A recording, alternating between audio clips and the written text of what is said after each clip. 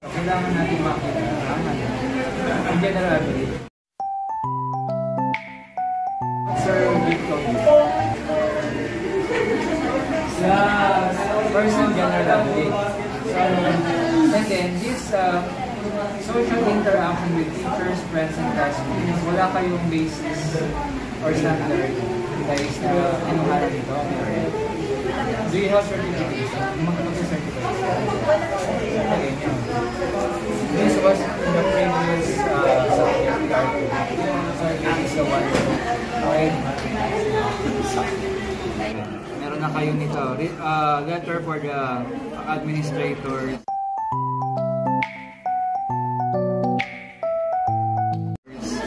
Barangay officials, managers of the restaurant. Yung ano po sa school administration tapos yung sa responsibility. Okay. Meron na kayo. Next. Questionnaire. Okay, so i-attach nyo na lang dito, scan. Next. How many questions do you have? 20 ka nila eh. 16. Hindi pa kasama yung demographics. Yun yung bibilangin nyo yun. Age, sex, weekly allowance. Hindi yung design. Grade. Ilang respondents?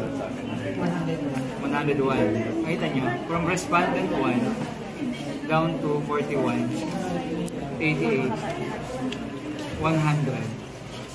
Ang unang ano pa lang dyan, age. Inumpute. Sex.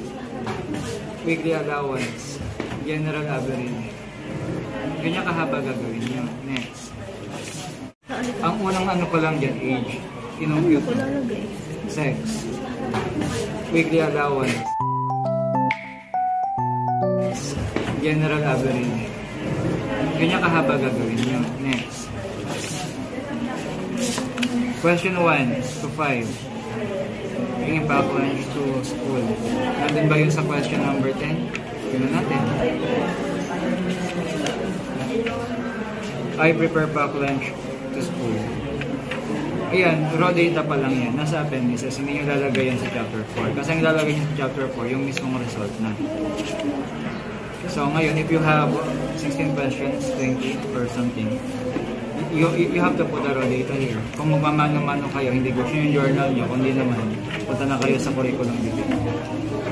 So idadagdag natin yung anti-plagiarism dito na pinirmahan nyo. Pati yung letter na pinirmahan ng mga English grade. Okay na tayo.